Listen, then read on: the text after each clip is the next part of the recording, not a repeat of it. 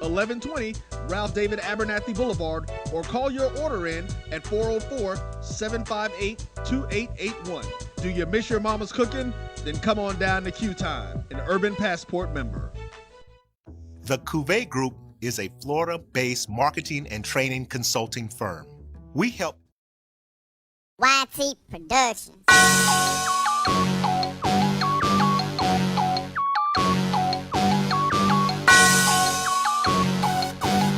Yeah. I love my HBCU. And boy, I love it, love it. I love it, love it. I love my HBCU. And man, I hope my team they won. Yeah. I hope my team they won. Yeah. Man, I hope my team they won. I hope my team they won. Yeah. I tune into the HBCU Sports Lab to see if my team won or lost. If they lost, I'm quiet as a mouse. But if they won, keep tab. I'ma do the dab, yeah. Dr. Cavil, he know what he be talking about. Mike and Charles, they know what they be talking about. They compress the analytic data with your hip hop. If you know them like I know them, they gon' tell you if your team, if they won or lost, and who the ball. So listen to Professor, yes sir, and pay attention, cause he gon' teach a lesson. And you gon' learn today, how your team they play, how they play, boy, you gon' learn today, how your team they play, how they play, yeah. We represent that swag, that MEAC, and let me say, what's up to Tennessee State. This is Dr. Cavil inside HBCU Sports Lab with Mike Washington and Charles Bishop. Well, I guess today I am just pleased to be with Charles Bishop as Mike Washington is again on assignment. Boy, on assignment. We're going to leave it at that. But no, he's traveling, taking care of the family, so we just want to make sure we wish him safe travels as we kid because we care. With that, as we get into it, and wish everybody, as they get into more of the holidays, a lot going on, a lot of news, and we're going to give you the latest and greatest on the HBCU Lab. What's in the lab? Come and get your HBCU news of the day. With that, let me get right into it. Welcome to episode 96 of Inside the HBCU Sports Lab radio show and podcast, the show that's covering the sporting HBCU diaspora, all things HBCU sports for institutions large and small. From NAIA, we share insights and information on the HBCU sports culture and HBCU athletic aesthetics to facilitate the story of HBCU athletic programs in the business of what? HBCU sports. I'm your host, Dr. Kenyatta Cavil, along with my co-host, Mike Washington and Charles Bishop. We are filming from the home studios and sending a signal live to our KCOH 1230 AM studios with Texas Radio Hall of Famer Ralph Cooper in the beautiful home of Texas Southern University from Houston, Texas, that is.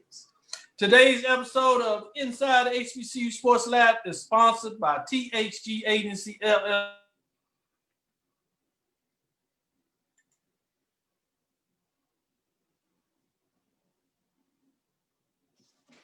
It looks like we might have lost Dr. Cavil real quick, but we will continue on. We'll get right into it. I'm going to jump into a little bit of our early HBCU news of the week until he gets back up and going. We will start in the Southwestern Athletic Conference until Dr. Bill gets back in there. We'll start with the players of the week. We'll start on the women's side, and we start off with Jackson State's Amisha Williams, as she was named the Southwestern Athletic Conference Women's Basketball Player of the Week.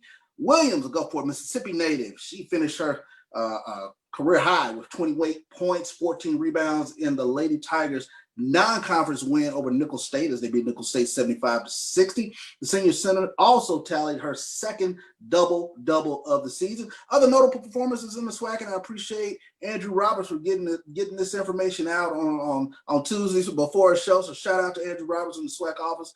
Mississippi Valley State's Zakia Mahoney. She averaged 15 points, 8.5 rebounds a game this past week for Mississippi Valley. Grambling State's Alexis Hope. She was a significant contributor during the Lady Tigers' first win of the season as she tallied 12 points, 5 rebounds, 4 steals, 3 assists in a road victory over ULM. She then tied a season high with 17 points in a hard fault road loss to UAB as we got Dr. Cavil back up and going here. Thank you, Charles, for handling up on business there. As I was just saying that we will have an interview with HBCU athletes against the Ncaa with Senior Policy Analyst, Higher Education, News America Education Policy.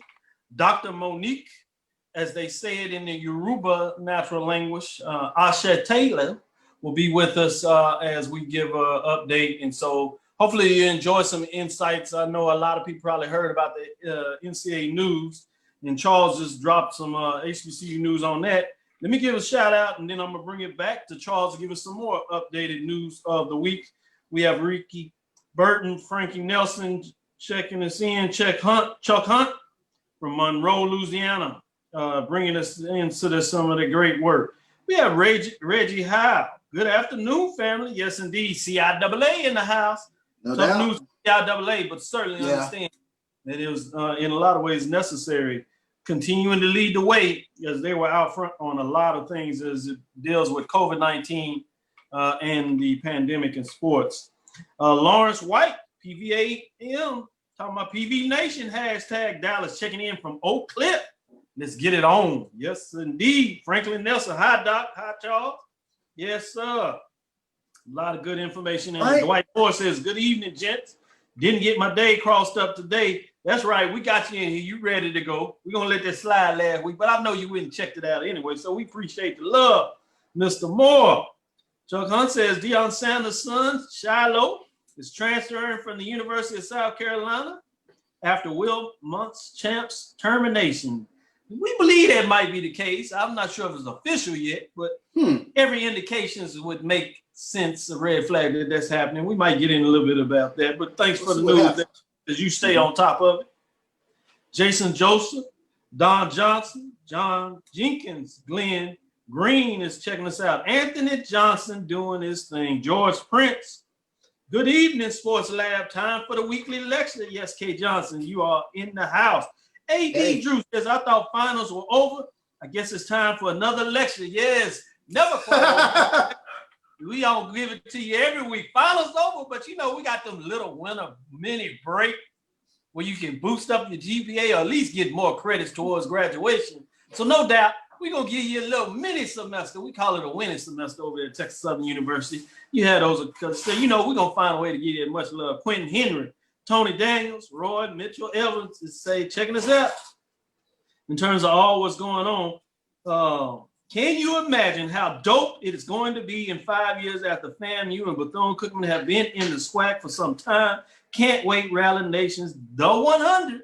Yes, man, we can't get year one. He's talking about year 5. Yeah, it's going to be funky enough. So it's going to be fascinating as you get it in there. With that, let me jump back to Charles as he's going to continue to get us going right and educate us where we need to do. Give us some more HBCU news of the week. Oh, sure thing. Let's go to HBCU Sports. Thank you, Ken Rashad, for this information. As we mentioned, the aforementioned CIAA, as the pandemic forces CIAA to cancel the men's and women's basketball season. Of course, CIAA officials, they had hoped to move forward with the men's and women's basketball season. But, of course, as we've talked about throughout this year since this pandemic has happened, that you can't ignore the data. And so it's not to put the student athletes at risk. They have moved to not go forward with the men's and women's basketball season in the CIAA. Yeah, with that, as we jump back into it going on, I want to jump in here and give a little update. Celebration Bowl, MEAC SWAC, to be sponsored by Cricket Wireless. That jumped off right after the show. We gave you a little hint and tease as we brought the executive director, John Grant, in himself to give us some updates and talk about the virtual. I had a chance to join the virtual. It was pretty cool. It was really nice. Got put on the spot with a couple of questions about what I think is going to happen in the SWAC, and I broke down the West by Jay Harris as he gave us a lot of love. And so that was pretty cool in terms of what's going on. But they did a great job. They brought the previous winners of the Celebration Bowl in with their red coach, John Grant, announced again officially about cricket. He brought those guests into the virtual meeting. And I was watching the game, boy, I'll tell you. It was actually, I forgot that it was actually pretty good for a half. And then it kind of stretched away at the end. But the second half, boy, A&T just exploded and it lost control real fast. So it's interesting how you think about things and you understand A&T won, but you get a chance to revisit and do well. They're looking for the numbers. The first time they did a hire the MEAC SWAC Challenge, they actually did really good numbers. So it's fascinating. And it's a transition mindset that a lot of fans, as we need to get into it, we're so used to looking at attendance. We've led the nation in attendance in terms of the SWAC for the last several years. That 1 year, except for Hurricane Katrina, is what stopped the streak, but we've been right there. But as you go into this new market, attendance is obviously good, and you want to keep that. But we also have to start getting our minds around the importance of understanding television. One of the ways that you're seeing us now is the streaming platform, and it's a secondary framework about that. But look what the marketplace has done. Now, in a lot of ways, right, we're in front of you, able to give you that information in terms of what that looks like because the streaming platform. We're even looking at in terms of, as we've been challenged by Kate Johnson, about maybe even adding a secondary show. We're really close to seeing what that looks like in terms of maybe kicking off something first of the year in January.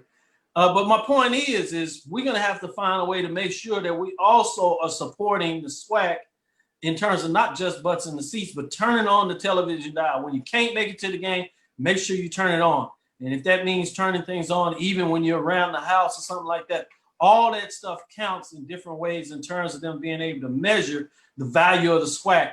Because something tells me that the television deals are going to start becoming really important, as just was alluded to with our producer, breaking it down in terms of what that looks like with Roy. With FAMU and Bethune-Cookman coming in, that really gives a different leg. So that's something to keep your eyes on. So I'm interested in seeing what goes on when we talk about that. Let me give you a quick quote. We are delighted to have Cricket Wireless as the title sponsor of both our football kickoff and bowl games. Multi-year contract, so that's going to be interesting. My understanding extends into 2023. So that's going to be fascinating, which gives you some indications that the SWAC MEAC framework of the MEAC SWAC Challenge Celebration Bowl should be solid going forward. We'll look at the particulars as they are closing out on negotiating that deal. But those are some insight, both from inside what's going on there. Just wanted to let you know what's taking place there. So with that, Charles, what are some other news of the week? Well, Dr. Cavil, you mentioned the importance of television. So the MEAC, they announced their 2021 ESPN basketball TV schedule. So listen to this slate of games that we should be seeing on ESPN. 2021 MEAC ESPN men's basketball schedule. January 4th, we'll have Howard at Norfolk State. We'll see if McCord Maker makes his return back to the Howard lineup for that ESPNU game. January 23rd, North Carolina A&T. They will take on North Carolina Central. That game will be at 12 p.m. on ESPN. That is a Saturday day game, A&T and Central. Great rivalry there. Monday, February 1st, North Carolina Central at Howard. That will be a 9 p.m. tip-off on ESPN2. And Monday, February 8th, Morgan State at Howard. That is a 7 p.m. kickoff on ESPNU. So that is the MEAC slate of games for the 2021 schedule. Man, they're coming in hot and heavy. So let me give some more shout outs and then I'm going to give a little breakdown and get your thoughts on stuff before we get into this first interview. Willie Alex Hines says, we see where Division II Lincoln, PA women's almost defeated Division I St. Joseph. Boy, that was but it would have been a big time upset there. Pretty good. Great point that you bring out there, Willie. Wendell Davis is in the house giving us some love. Big Wendell Davis. Brother Davis. Old school, man, brought me into the fraternity, right? And notice I didn't say anything about hazing. I just said he brought me into fraternity, right? Gave me a nice greeting and all that kind of stuff. I wanted to shout out as I get off of that and get myself in trouble. You know, I see got my celebration bowl button here. So, you know, let me move on before I get in, put my foot in my mouth a little more. Robert E. Smith Jr., Robin Gordon, Michael D. Jones, boy, Michael D. Jones. Giving us some love, man. Photographer extraordinaire, really putting out some great work. Beautiful family. So proud to be big time brave as he gets it done. One of the best out there. LaShant Harris giving us some love. Jarvis Austin, Preston Powell III in the house. Karen Griffin, greetings from Southern California. Oh, we got it over there on the West Coast. left coast, the best coast, as they would say out there. Giving us some love. Kay Johnson jumps back in and says, hey, a second show. Let's support HBCU media outlets. I know that's right. And that way we can be able to maybe be able to engage with our fans a little more about finding a way to do a call-in segment on the second show. So we'd love to get you all involved. So we're working diligently behind the scenes to see what we can do to make that happen. With that, let's get back into it. What do you have for us, Charles? What are some other news of the day? Yeah, well, we mentioned the SWAC Women's Performers of the Week. Let's take a look at the MEAC Women's Performers of the Week. Is Howard freshman Kaya Creek was selected as the MEAC Women's Basketball Player of the Week, presented by Coca-Cola. And Rookie of the Week, the conference announced, was North Carolina A&T senior Jayla Jones-Pack. We take a look at Miss Creek, the 5'10" forward from Seat Pleasant, Maryland. She averaged 18.5 points, 7.5 rebounds, and a pair of wins for the Bison this past week, going on a combined 12 of 28 from the floor.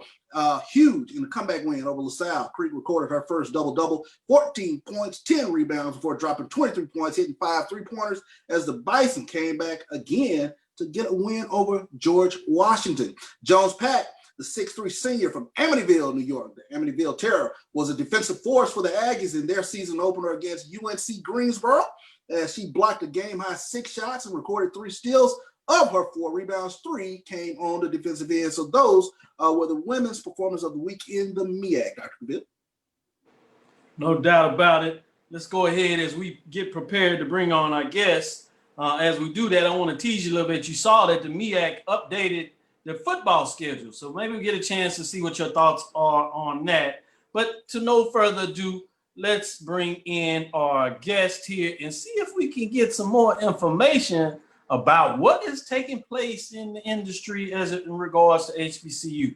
We have none other than Senior Policy Analyst, Higher Education News America Education Policy Program, or if you would, Dr. Monique. And I'm gonna pronounce this in terms of the Yoruba pronunciation, not so much an American. You know what that's about, but you know how my feelings are. Ashatelu, excuse me. Say that again. Ashatelu is with us in terms of getting it done in so many different ways. Welcome to the show. Welcome to the lab, Doc. Thank you. Thank you. Can y'all hear me okay? Yes, we can. Hear you okay, cool. Fine. Because sometimes it's a little delayed from my internet for whatever reason for Zoom. So no problem. You know, this is a lab, so we find a way to work with it. But I guess they want to make sure that you shine today. So we're going to make sure. That works for me. Thank you for having me. Oh, it's our pleasure, our pleasure. Before we get into it and really get to the nuts and bolts of this interview, tell us a little bit about yourself, where you're from, a little bit about your educational background, any association with HBCUs that you want to share. Let us know. Yeah, definitely. So I'm originally from Salisbury, Maryland. And I went on to get my bachelor's in psychology from Furman University, which is like a small liberal arts school down south in South Carolina. During that time, I was a Division I track and field athlete in the 800. And then after I finished with that, I went on to the University of Texas at El Paso, and I got my master's in public administration and a focus in public policy and management. And actually during that time, I was actually competing with a pre-Olympic development team. And so I was training for the 800 meter, made Nigeria's 800 meter for the 4x8 relay, and then tore my Achilles. So that ended that for me. So I am Nigerian American. My dad's Nigerian. And so that's why I was running for Nigeria at that time. Tore my Achilles. So that messed up Rio 2016. And I decided to pursue my Ph.D. in higher education. And I did a focus in public policy because I really saw a lot. I know my experience as a NCAA Division I athlete, but it really was magnified during my time at UTEP. I was also a graduate assistant coach, and it was just so many issues happening that I didn't feel like these policies were protecting these student athletes. And so that's why I decided to embark on this as my area of expertise during my doctoral program. And even when I finished, continuing to pursue this research area. But I don't have any connections personally with HBCUs. I went to all PWIs and I went to HSI for my master's, but my entire family, I'm the youngest of 6, all 5 of my siblings, except for one. So 4 of my siblings, they all went to HBCUs. HBCUs. My mom and my dad are graduates of UMES, HBCU, so I was just like the only one that didn't go. We appreciate you sharing that, but that's what we do on this show, and the love there. We got a little breakup, so in terms of the last part, and we'll see if we can muscle through it. Okay. In terms of, notice you said in terms of your 5 siblings, you said 4 of them went to HBCUs, and you specifically pointed out your parents. Where did they go? My mom and my father, they went to University of Maryland Eastern Shore, UMES. Oh, Yeah. Sure. All right. So not me directly. Formerly Maryland State. Yep. Big time, big time. So, so you were born and raised there in that Maryland area, yes. And finished school. So let's get into it in terms of your questions, and thank you for sharing your background and connecting with us. And we even appreciate more of the work that you're doing in terms of HBCU. I know you reached out to me and we talked. It's been a little while, but it was right before COVID, actually. Yeah, and you reached out and you told me your goals, and I was like, oh yeah, I can help you with that. We'll get it out there. And lo and behold, I'm reading the article and I see the name. I was like, I recognize the name. And I Googled it. Well, I picked up my phone and typed in, and I was like, I think, and sure enough, you came up, and I was like, we got to get you on the show. So tell us a little bit before I give Charles a chance to jump in here. Let's go back for those that may not be as familiar, not just with this case, but APR. Let's start ground level. Yeah. How do you determine the APR was not measuring academic programs? But first tell them, how is your understanding that schools calculate the APR? What is it supposed to be measured? Yeah, so in theory, it sounds like a really good academic reform policy. So it's under the umbrella of an academic performance program known as APP. And so in order to track if students are making academic progress, they created this APR tool. And basically it measures your ability to retain a student from year to year, as well as making academic progress or academic eligibility. And basically what that means is each successive year, a student athlete is supposed to finish a certain percentage towards their degree. So 40%, like 60% second year, 80% third year, and it goes on, it goes on. So just making sure you're making progress towards your degree. So based on those 2 indicators, the NCAA came up with some calculation, and they have still yet to prove if it actually predicts graduation. But basically they came with a calculation that said if you meet a certain standard, then about 50% of your student athletes on your team will graduate.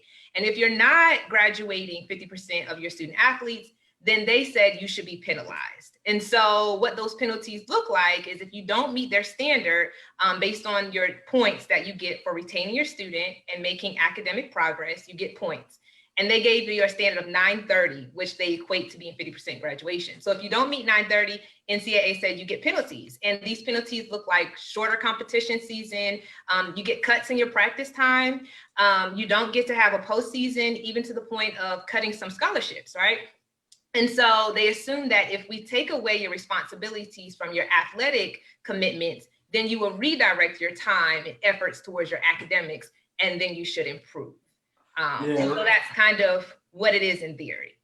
Yeah, so I like a coach is going to make sure you do that while they worried about getting their things done. Great point. I'm glad you shared that. You added, exactly. You added in a point in there that you said they have yet to prove that. As a researcher, and Charles is getting into this a little bit in terms of the stats and the research, and I'm sure a lot of viewers out there, particularly those that have done the master's level, and some of them may have even studied stats at the undergraduate level. Tell them in particular why that bothers you, the fact that they have not proved that there's some validity, even far less reliability, in terms of these tests saying that they're doing what they said they're supposed to do. Why is that even important when you talk about stuff out there? So I've been doing this research, I guess, about 5 years, and I found this in the first 2 weeks of my research. And so it really isn't hard to find, right? So basically this APR started in 2003. And when they started in 2003, the actual threshold was actually lower. It was actually a 2-tiered system, and it was 900 was the lowest and 925. And so if you got 925, then you got less severe penalties. And if you got 900, you got the more severe penalties. And they assume that if you have an APR between 900 to 925, then that's equivalent to 50% of your student athletes graduating.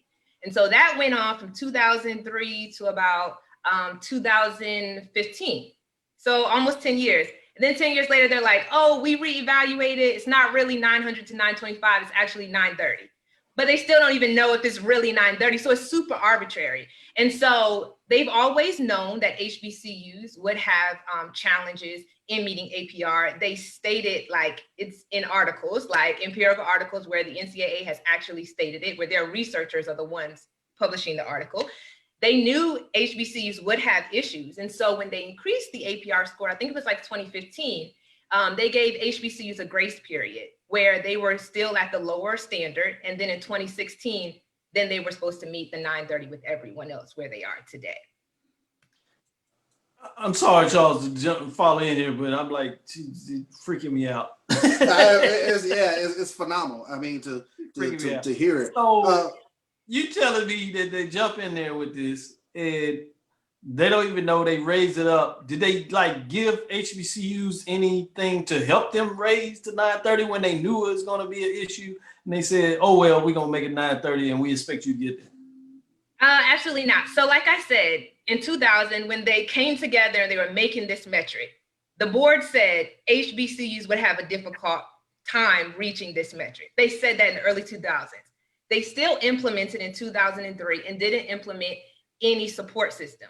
Now, what they did do is they did provide waivers as well as like penalty filters. So for example, if your graduation rate of your student athletes is higher than the graduation rate of your student body, then you could get a waiver, right? But there's a process to apply for the waiver, this, that, and the third. What I found in my dissertation, I looked at the early years, 2005 to 2010, and I looked at the lower standard, 900. And so everybody under 900 is supposed to get a penalty. And what I found is that there were overwhelmingly more non-HBCUs that were below the 900 threshold. However, HBCUs were 3 times to even 2 times more likely to get a penalty, while non-HBCUs got absolutely nothing. And so when I reached out to the NCAA to ask, like, what is the discrepancy? How are you deciding? Like, they have comparable scores and they're still being disproportionately penalized. Is this what's supposed to be happening? And I simply got an email that what you see in the data is correct. And that was it. No explanation. Wow. So I mean, go ahead, Charles. Let me pause for a minute. Yeah. Well, and you mentioned something, Dr. Ositelu, that the challenges of HBCUs and understanding that HBCUs and historically white colleges have completely different missions. I've often been curious in terms of what is the alternative that HBCUs can present to challenge APR, since it's such a sort of a discriminatory measure. What are the alternatives to measure, athletes matriculating through school? Yeah, actually, I'm actually kind of working on a piece where I'm actually brainstorming what this policy reform would look like.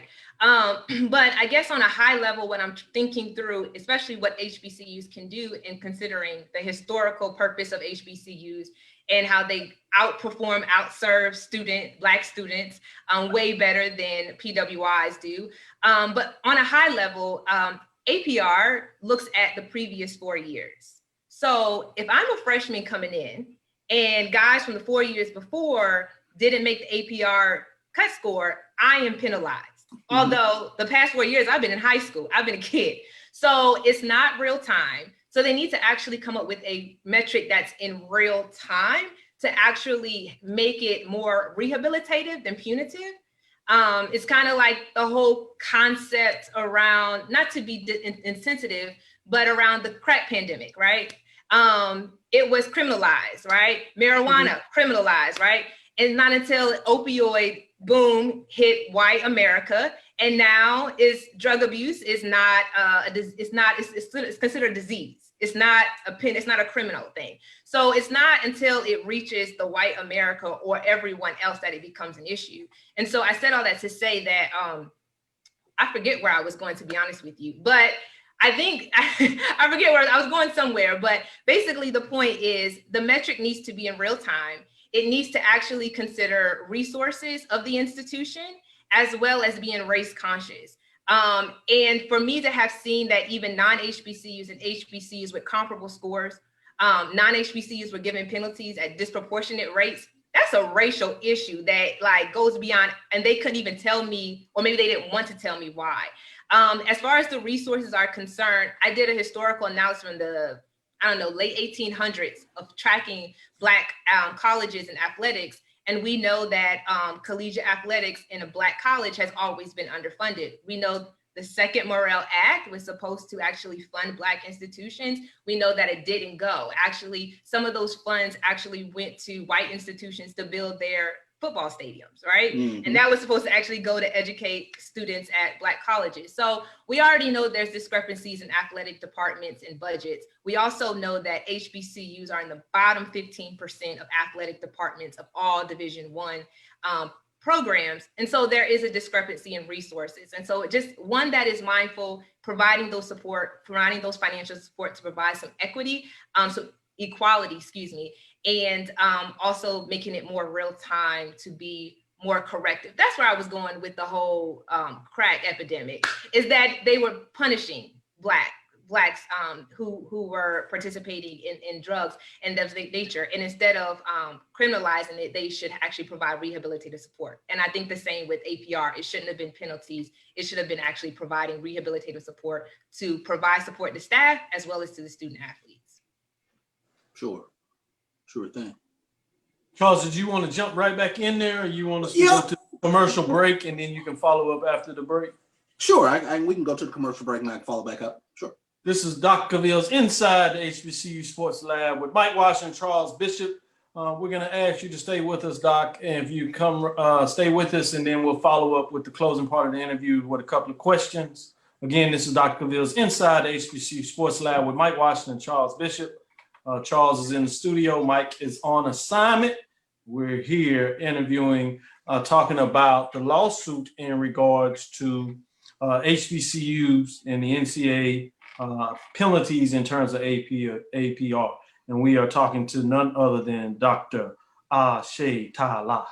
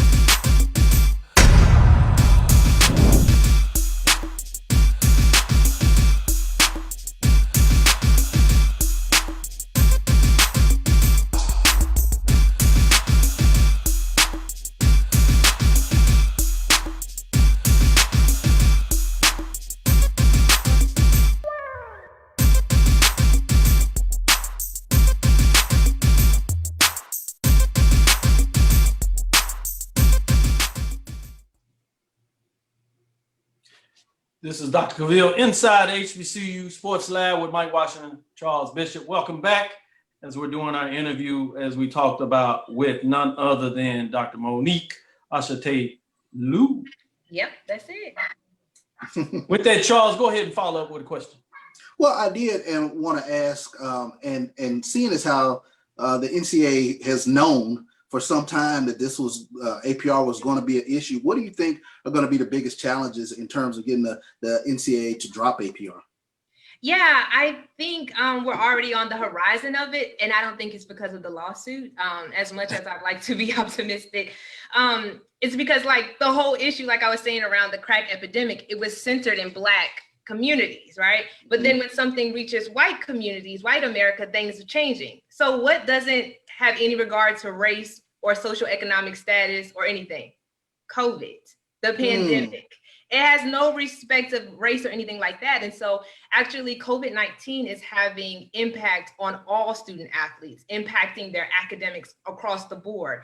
The supports that, Power Fives have, they're able to pretty much walk their students to class, and learning specialists and all these things of that nature, they're having some challenges even supporting their student athletes, just because everything is virtual and now we're trying to transition. So everybody's having a challenge. And so in October this year, a few months ago, Ncaa actually has paused APR.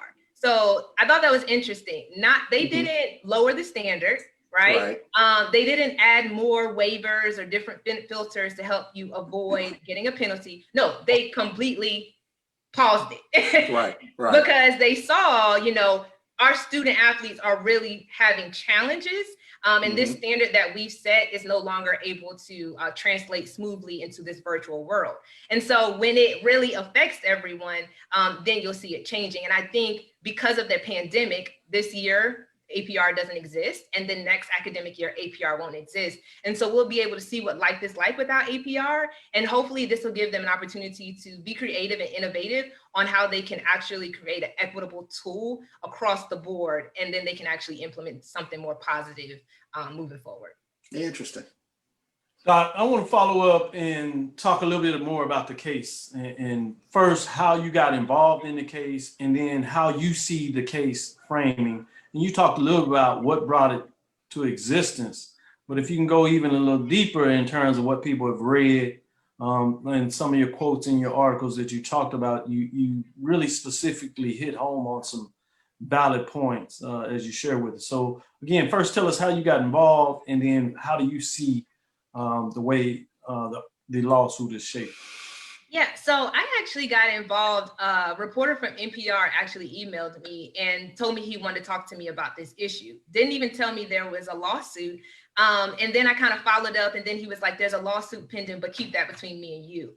So actually, when I spoke with the reporter, I had no clue of what this lawsuit was, what the details were.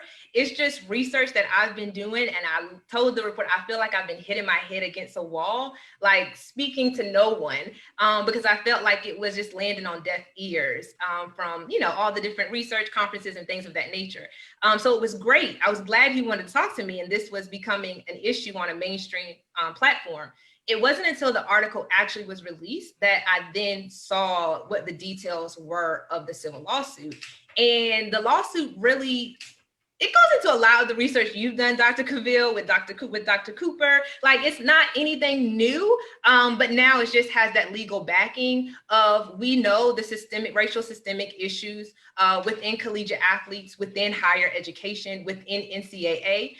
We know segregation has existed and it's continued to be intertwined and perpetuated through policies, right, to keep marginalized populations on the margins and not actually participating in mainstream competition. And so it's just a lot of things kind of resonated with me when I was actually reading through the 62-page lawsuit. But one of the things that really resonated is this whole idea of how, Black colleges were established because of segregation, right? And understanding the inequities that come with it. But they didn't go into the detail about how it wasn't until about 1957, NCAA finally decided to integrate. And what that looks like is allowing HBCUs to get membership. But they actually put them to Division II.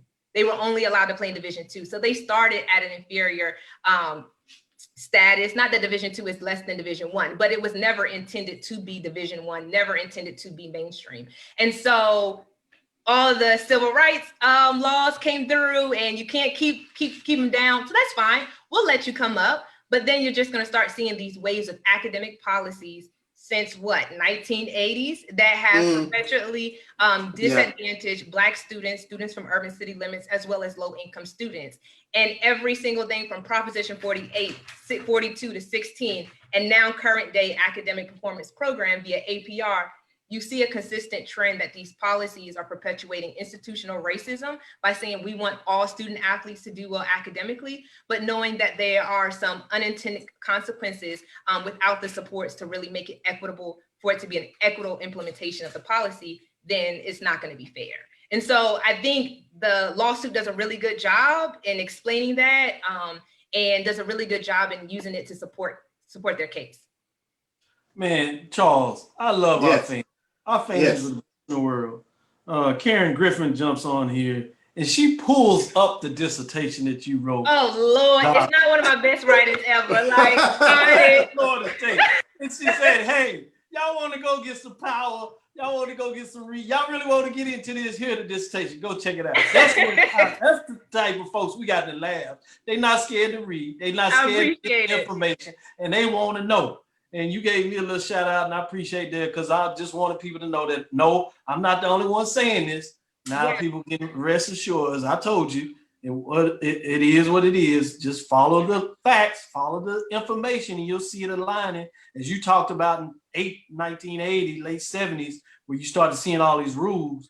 I thought it was fascinating when I dug up the fact that is when the HBCUs decided that they no longer want to be in the small college division, and all of a sudden they said, yes, come on, you can be Division I, but then all of a sudden in football there's a separation between Division I, where you have at that time 1AA and 1A. I was like, oh, this is fascinating. They keep moving the goalposts, is what you're talking about. And so thank you for sharing it from a different perspective, so it's not just me. With that, Charles, if you would follow up with another question, and then we'll give you some chance to do some of your own thoughts as you may close if we didn't ask any question that you think is important for our followers to make sure they get. Well, I wanted to come back to, and I wanted to ask a question in terms of what do you think some of the metrics the Ncaa and HBCUs should focus on with regards to academic performance moving forward?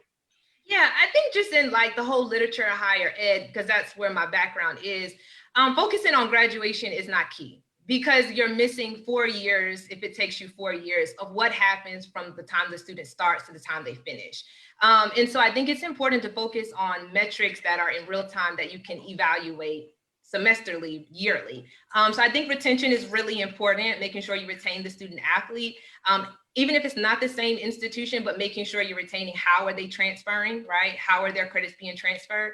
I think it's important that academic eligibility is a really good important metric, because that is a measure. So if you finish a certain percentage each consecutive year, then hopefully you'll make it to graduation by your 4th or 5th year, right? So in theory, I think the metrics that they focus on is good. It's just how they focus on them. So they look at previous 4 years to determine current penalties. It's just not good, right? And then you also created this arbitrary calculation with this arbitrary standard that does not really equate to graduation. And again, that's problematic. I think also the whole concept of penalties doesn't work, right? We see penalties don't work even in K-12, right? From No Child Left Behind, none of that stuff works. You can't penalize someone to do better. From performance-based funding, right? I don't know if you all are familiar with it, but I used to work for the Florida legislature, and FAMU is the only HBCU public institution. And so basically performance-based funding means if you don't reach their arbitrary standards, you get penalized, meaning you lose money that the legislature gives you.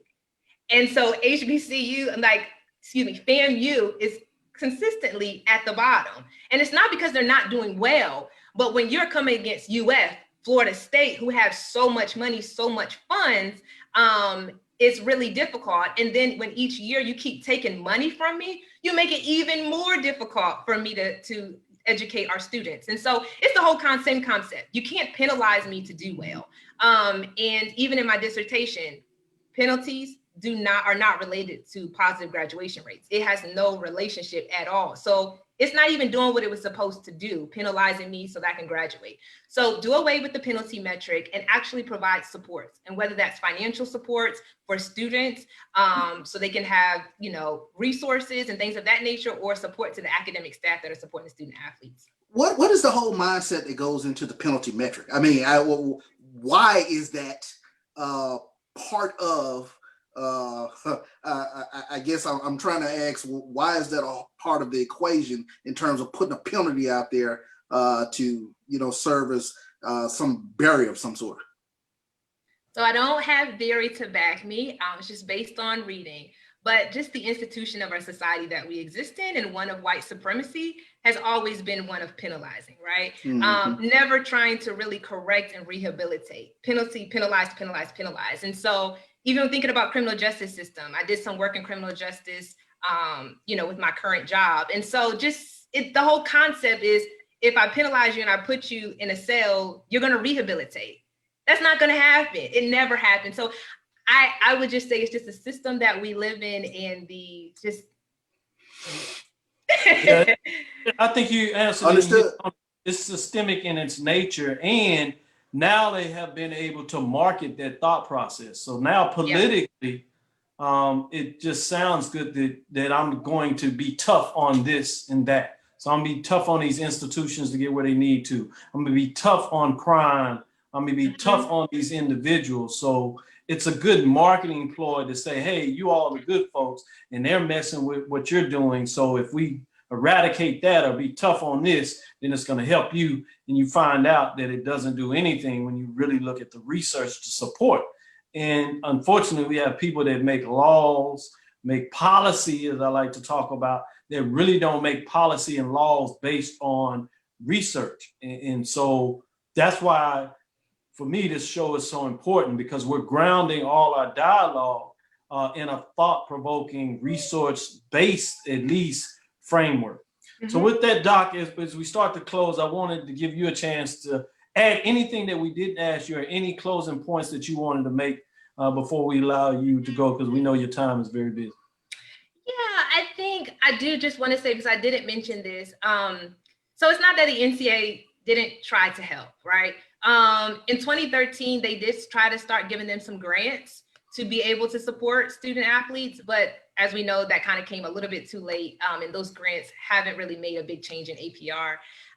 But I do just want to conclude, I guess, on what you said, Dr. Cavil, about this whole concept of pushing back the finish line, right?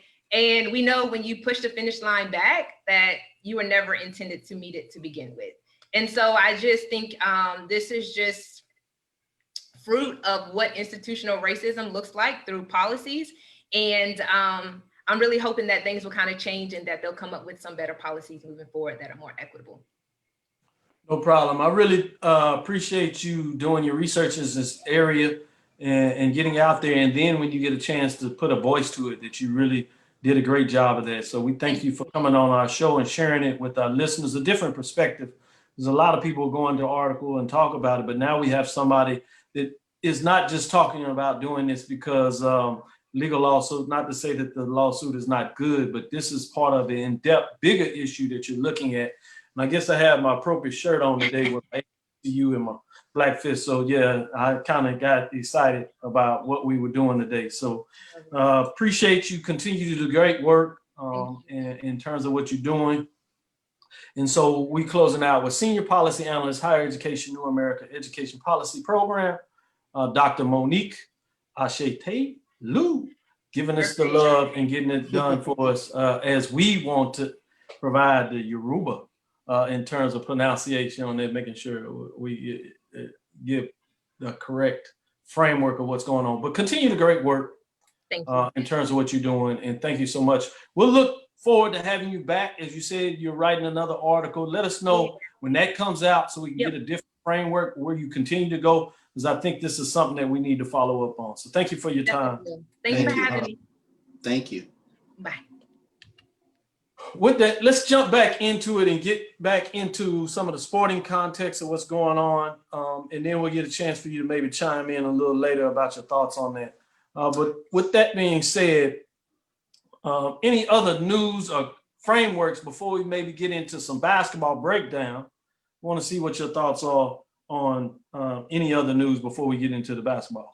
Well, I mean, real-time updates while we're on the air. Jackson State women down right now to University of Mississippi 32-16.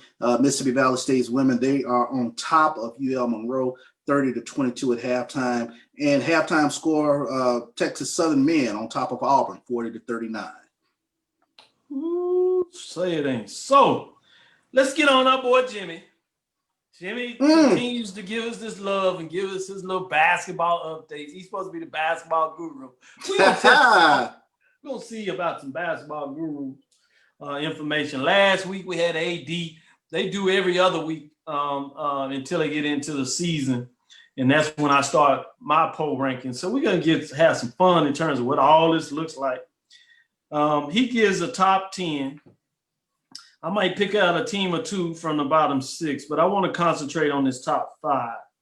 One thing I will point out, you have A&T that has 2 wins. They have gone on a little bit of a losing streak. So they're sitting at 2-7, but they're outside of the top 5. He has them at 7. Morgan State has 2 wins. One of them D1. He has them down there. But in terms of his top 5, let me see what your thoughts on this chart. He has number 5, Alabama A&M, the Bulldogs. Alabama A&M has 1 Division I win. They sit at 1-0. COVID and different things like that. They hadn't really been able to get back on the court. Right. Big win in state. I think they're going to be legit for the season, but it's going to be interesting to see that he has them at 5 at this point. And number 4, here's PV A&M, another ag school there. 1 D1 win, sitting at 1-2. They also have been hit in terms of the COVID, so they had to take their 14 days off. They should be looking to get back into action, so that should be fascinating. You have North Carolina Central, 1 Division I win, 1-3. Had an intriguing matchup they had with University of North Carolina. Yeah. Fought them tooth and nail. It's something about coach. I tell you. Real deal. And number 2, Texas Southern, 1 D1 win, sitting at 2-3. They had another win just this past weekend where they blew a team out. Wasn't at the Division I level. But number 1, he has Norfolk State, 3 Division I wins, sitting at 3-2. Norfolk State playing some good basketball. Had a tough loss the other day, but they're in the top 5. What do you say, Charles, in terms of Jimmy's top men's D1 top 10? I give you the top 5. And for those out there, give me your top 5. For those that are following the show, I want to know in terms of the men's and or women's, give me your top 5 teams based on the programs and wins and losses. Give me your top 5 in terms, if you want to join us. And some of y'all might get a chance to pick out if you give me your top 5 before the end of the show. We'll see if we can give you love. Right now, we're going to see what Charles thinks about Jimmy and his top 10 in terms of top 5 teams. What you got? As much as I want to fight Jimmy, I think, I think he got it right this week. Now North Carolina Central, that I took particular notice with them fighting it out with North Carolina. And then I looked and saw TSU on top of them. TSU and North Carolina Central to me right now are what and what, especially when they're playing these upper tier teams, if you will, as we saw watching tonight with Texas Southern and Auburn.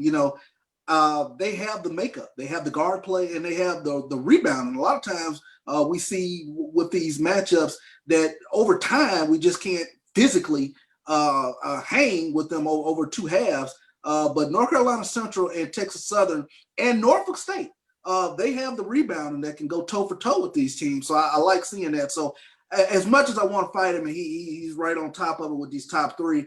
Now the fascination with Alabama A&M, good Division I win, but only 1 win. So they're up there pretty high in front of some teams like Morgan State, North Carolina A&T, and Hampton. So I'm not sure about that, but I probably would have had A&T up a little closer to that top 5. But kudos to Jimmy for at least getting those top 3. But man, as much as I wanted to fight him, I couldn't do it this week. So you wouldn't kick any teams out of your top 5 at this point? I would probably drop Alabama A&M simply from the fact that they haven't had that many games, and I would make sure A&T was able to get up a little higher because of those 2 Division I wins that they have thus far. Yeah, I think it's like you said, you don't have to argue with it, but if you had to make a move, that would be my move in terms of A&T would be 5 in my list with A&M sliding out and probably coming in at 6. It'll be fascinating to see what that looks like as we get some more games being played, but fascinating in so many ways. See what anybody else is thinking in terms of their top 5. But as we get into that, Let me see what your thoughts in terms of Jackson State beats out North Carolina State for a prize defensive lineman moving forward. As you talk about, you had the fact it looks like Shallow is transferring South Carolina.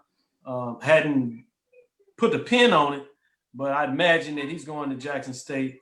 What are your thoughts, just personally? You know, you follow in this as much as anybody.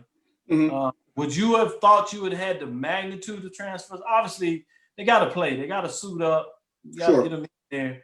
But just the number of individuals that are looking at transferring in and considering this. What are your thoughts in terms of what's going on there as you're seeing some mobility? And these are folks transferring from different levels. Some of the Power 5, JUCOs, folks transferring for schools that are in the race.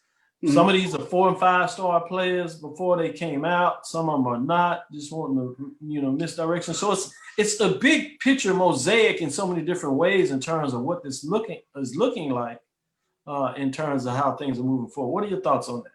Well, that particular player, Rasheed Lyles, he did decommit from Jackson State, so he's opened himself back up to his recruitment process again. But I'm hearing whispers. I'm hearing whispers from over there that they fully expect for this recruiting class to be a top 25 recruiting class in FCS in terms of making a move into that. And we've said, I think everybody said, if Deion Sanders, Coach Prime, has an opportunity to sit in front of mom, dad, aunt, grandma, whomever, if he gets an opportunity to sit on the couch, I like my chances. And he is proven that. They've been able to go out and get some players that in recent history, Jackson State just has not been able to go get. One thing that I have kind of noticed over the years is they lose out to, unfortunately, the junior college. And the junior college pitch, especially in the state of Mississippi, is come here for a year or two and we'll get you to the SEC. Deion is able to kind of head that off a little bit. So that's been huge in terms of getting that caliber player that they've been missing out on for probably the past 7 to 8 years now, to get them to hopefully stay with that commit to Jackson State. But I think, you're going to see that across the board in the SWAC in terms of the caliber player. The talent level is just going to go up exponentially in the conference. Wow. That's big time, big news. Shout out to Barrick Williams. He's always in the house, big time Southern. And if he put this out there, I know this is some accurate stuff. He said TSU is balling. I'm impressed. Texas Southern 40, Auburn 39 at the halftime, courtesy of Ralph Cooper. And Barrick was commenting on that, so he's teasing and getting a little look in that. So should be fascinating to see what happens in the second half there. Oftentimes the attrition in terms of the tiredness, and then sometimes you get some of the funny whistles. Yeah. But I always look at that first half. How well can you play with the team in the first half? Obviously, you got adjustments. Then you just have the depth of one team versus the other. But they give you some indication of what things may look like in conference play in regards to just how talented the team may be. So that's going to be fascinating to kind of see what's going on there in a lot of ways. Wanted to get into a little bit back into the football. We teased this a little bit with the Celebration Bowl in terms of the look like. But, we have the Black College Football Hall of Fame Classic. It's back in the news as they're starting to push this a little more again. We heard about this earlier, but it's back out there. Grambling State, Tennessee State. Well, you're talking about blue blood programs at the HBCU level. This should be fascinating to see what happens, to give you some early indications of what both of these teams may look like in the season. What are your thoughts in terms of this matchup in general? Or in terms of the Black College Football Hall of Fame? Canton, Ohio, scheduled for September 5th. First time in 19 years that Grambling State and Tennessee State will face off. Well, time flies in terms of some of these programs. Amazing. Yeah. It's amazing to think that Grambling State and Tennessee State has not played in nearly 20 years. To renew this rivalry, and I think, Dr. Ville, you hit it on the head. Two blue blood programs in HBCU football, talking about Grambling State and Tennessee State, to see them match up again on the field. And it's something I think all the fans want to see, especially Grambling, the way they've gotten it rolling again with Broderick Fobbs, and Tennessee State, the way we've seen them over the years sort of dominate Jackson State and whatever teams that they've played in the SWAC, to actually get those caliber teams on the field again. I think it's going to be huge. And kudos to the Black College Hall of Fame for getting these teams up there, and we'll get an opportunity to get them in front of a different audience, and an audience that knows both of these programs. With that, I want to follow up. Willie Alex Hine asked a great question that I think I want to get your opinion on. He put it out there. Who is the best HBCU basketball team this year? Texas Southern, North Carolina Central. He says the two I have seen, he said he believes those are the two best teams he's seen so far. And he said he thinks Morgan State may be a dark horse in terms of what they can get done. But between those two programs, in terms of what you think and saw thus far this season, who would you say is the best? So far this season, I would tilt toward North Carolina Central, only because just over the past couple of seasons, Texas Southern has kind of had that slippage in conference play. So I'm just leaning just slightly to North Carolina Central, because they've exhibited that they have been that sort of caliber program that has sustained their excellent play in conference play. So, we always joke about it. Monday nights on the SWAC or fun nights on the SWAC, because you never know what might can happen. And we've seen Texas Southern has fell victim to those Monday night blues, if you will.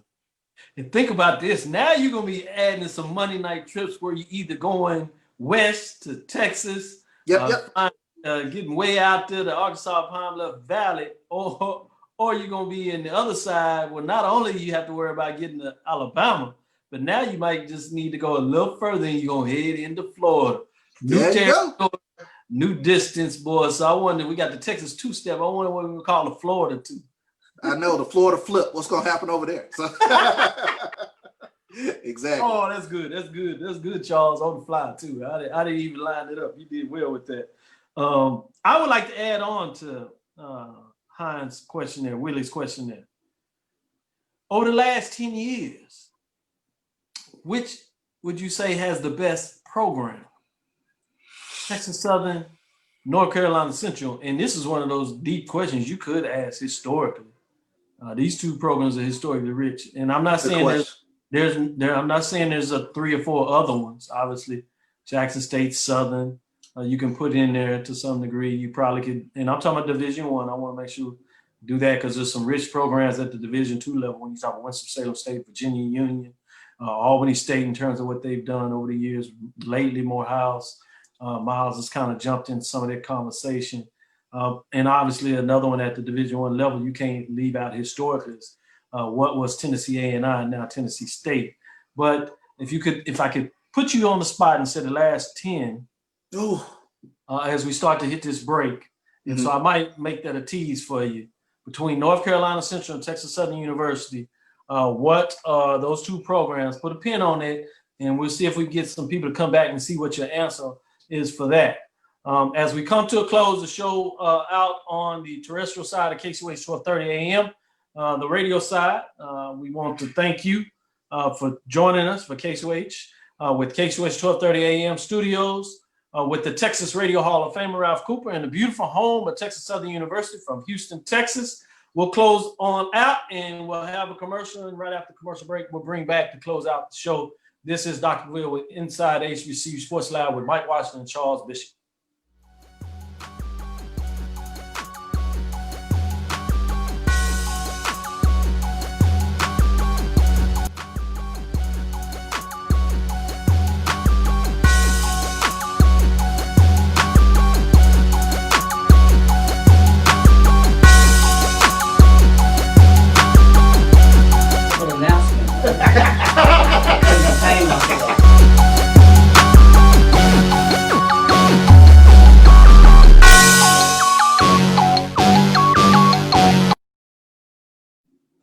This is Dr.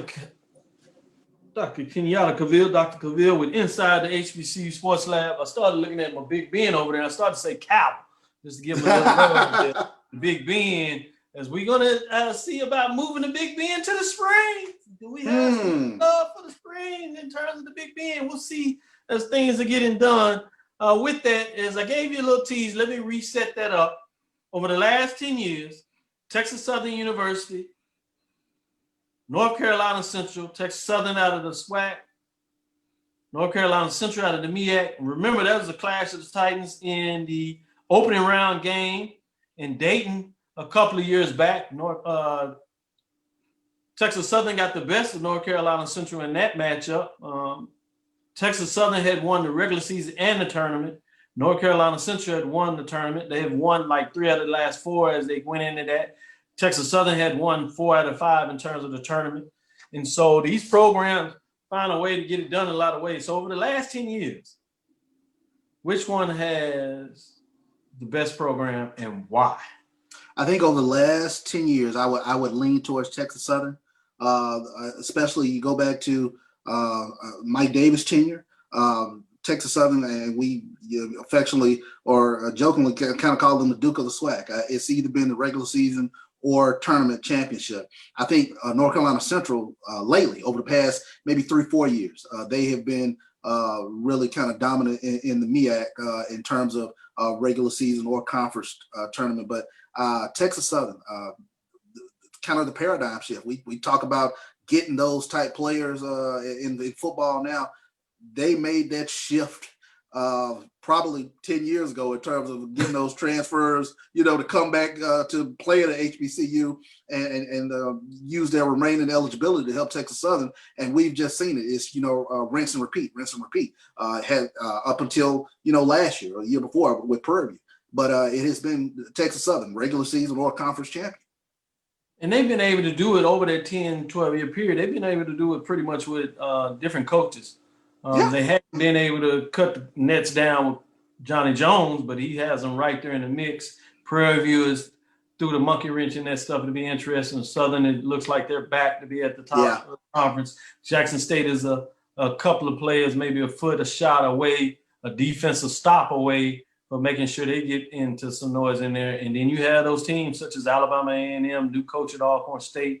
Alabama State says they want to get in the mix. It's going to be fascinating to see what can take place there. And now all of a sudden you throw FAMU and Bethune-Cookman into the mix. It'll be fascinating to see. Obviously, I'm talking on the men's side, but women's side is going to be interesting there. Chris Tucker, give him some love. Virginia Union University in the house. Appreciate you. Anthony Harris, George Walker, continue to bring us in here. Willie Alex Hines is jumping in here, giving us a lot of good information. Tough question you asked. There are 2 good quality basketball programs, the Division I, Division II level. He said Virginia State, Virginia Union, Winston-Salem State, Miles have good programs.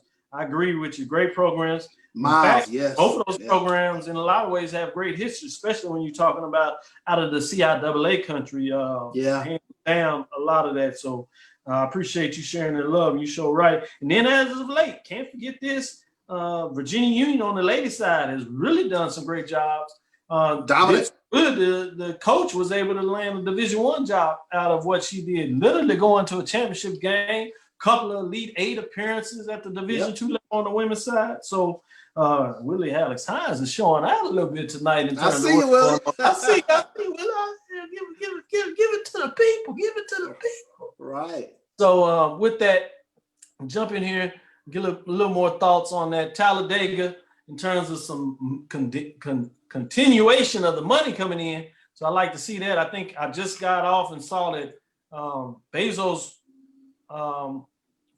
ex-wife, I guess you would say that, has jumped back in there. Yeah, Clark Atlanta University, she just gave $50 million. Talladega College received $50,000 endowment from Alabama Power. Wilberforce receives a $500,000 grant from Dominion Energy and Clean Energy Initiatives. So the money continues to roll in. I'm glad to see that in terms of what's going on there. What are your thoughts? Michael Jones just sent me information that Alcorn, they're getting a $25 million gift from Mackenzie Scott as well. So kudos to Mackenzie Scott, trying to make things a little more equitable. We HBCUs do appreciate this.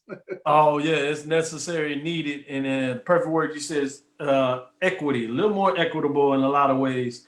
Before we turn this and kind of close out today and let folks get into the business and get on their way, maybe we let some folks tease out and get part of that Texas Southern game. So we're going to close out and see, because we're going to want to get our eyeballs on that as well. Any final thoughts in terms of the basketball season, any direction that you think is going? anything particular that you want to kind of hang your hat on that has either been a pleasant surprise or something that you want to tell our followers to look out for? I think a pleasant surprise on the men's side has been Norfolk State, 3 Division I wins. And dark horse, I don't think, we kind of seen this from the SWAC, but University of Arkansas Pine Bluff, they've done really well, men's and women's, in terms of basketball. So I definitely want to show some love to George Ivory and Don Brown in terms of the work they've done in out of conference work in terms of getting the Golden Lions right back in the thick of things. So they should be an interesting team to kind of watch as we move forward going towards conference play. Yep, this is Dr. Cavil with Inside the HBCU Sports Lab. I want to say thanks to THG Agency, THG, for sponsoring today's episode. THG LLC, THG Agency is a company that provides sporting and educational consulting and data analytics in terms of how they continue to move forward. Also wanted to give an update on 1876, coming soon, 1876 Sports and Culture Podcast coming out of Texas. We ready, Sports and Culture Podcast. Look for it being out there in terms of January 2021. Going to kick off the year in the right way with Sports and Culture Podcast. Our very own Mike Washington is one of the 6 individuals that will be chiming in on that. Looks like I'll be on the first episode, so I'm gonna find a way to bring it home. So check it out in terms of what's going on there. Anything update that you want to talk about the 1400 Club? Anything that people need to check out, listen to, or be looking forward to coming up in terms of the 1400 podcast? Definitely. Early signing day tomorrow, December 16th. So look for a surprise or two from the 1400 Club podcast. Latest episode, we have our guest from last week, President Hudson, was on episode number 106, and he really lays out for Jackson State their vision of the future and a lot of things with regards to Jackson State and the city of Jackson. So great interview with President Hudson in terms of 1400 Club podcast. And we got a few things up our sleeve, a few great interviews that got lined up, and actually talked to another living legend today in terms of a couple of interviews that we're really trying to tee up. So again, 1400 Club trying to bridge old generation with new generation and really talk HBCU sports, Jackson State sports. I got a tweet out there that Rob Calloway is back. We're gonna see after we get him back on the show. I got a bone to pick with HBCU report. He said he's back. He's bringing it. Good. He said he's trying to bring it back in here. He's messing with folks, so he's coming back the right way. Man, y'all don't understand. Rob Calloway know what he's doing, man. He been asleep for a little while. Gotta wake everybody up, so he gonna come out there throwing bolo. And he ain't talking about any realness. He just wants y'all to tune in and listen as he gonna get y'all excited, especially y'all Jackson State fans. Man, y'all gotta understand, y'all the big dog on the block in terms of the marketing out there. So people gonna come try to knock you out. So if your chest ain't big and ready for it, you need to put it down now.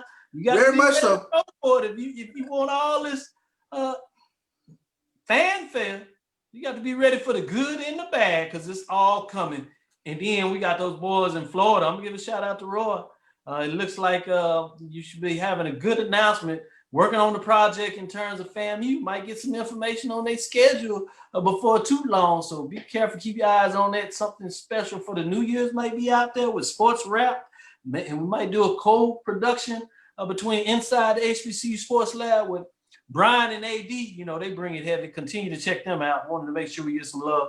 And then definitely check out the network, BCSN Sports. Yes. A lot of new things are coming in Jericho Broadcast Network, JBN, none other than Roy. And if you want to do your own thing, we don't understand the competition, because we're going to find a way to get it done.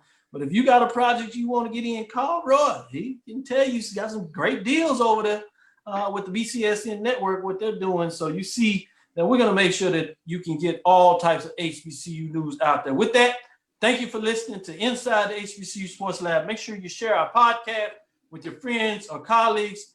Check us out on YouTube. Really want to get our YouTube subscribers up.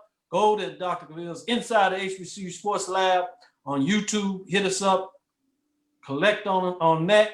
You can also follow us on Twitter at Inside the HBCU Sports Lab 1. Check us out on this place. You see, you got our Twitter account scrolling across the bottom, so check all of us out. With that, I am Dr. Kenyatta Cavil, the Dean of HBCU of College of HBCU Sports, with Mike Washington, Charles Bishop. Hope you enjoyed our interview with Dr. Monique Ositelu, giving you all the great information of what it looks like when there is a lawsuit challenging, and really giving you some backstory of some of that research and what it really means when you take it out from the legal side in terms of what's going on. And we see it across the board. This is no secret to folks that have followed this, but it's unfortunate that we continue to see it overlay in so many different areas, whether it's the medical side of things, obviously the criminal side of things, and now we're seeing in terms of the sporting side of the things. And so we got some colleagues, so we'll find a way to bring that information, continue to do that. I got a chance to do something with Block Sports where we brought in a professor from Mary Medical College. I'll get some links and get you out there. If you can go check out Block Sports. Very intriguing interview with the professor up there in research, and drop some history in terms of the importance of understanding why it's important to be part of these medical studies, how things have changed, which is important contextually in terms of historically what is in the past, and why it's even more important moving forward beyond COVID-19, for that matter, to understand where it means to move forward in medical. So I was so glad to be a part of that. And hopefully you enjoyed some of my questions to the doc up there at Meharry Medical Center. Again, we thank you for listening to Dr. Cavil's Inside the HBCU Sports Lab with Mike Washington, Charles Bishop, every Tuesday at 6 o'clock Central Time. We look forward to you next week as we discuss the latest news in the lab. Follow me, Dr. Kenyatta Cavil, on Twitter, Facebook, and Instagram. It's DrKenyattaCavil on Twitter, Facebook, and Instagram. Dream big. Continue to move forward. We will talk with you soon. Courts. Lecture. Dismiss.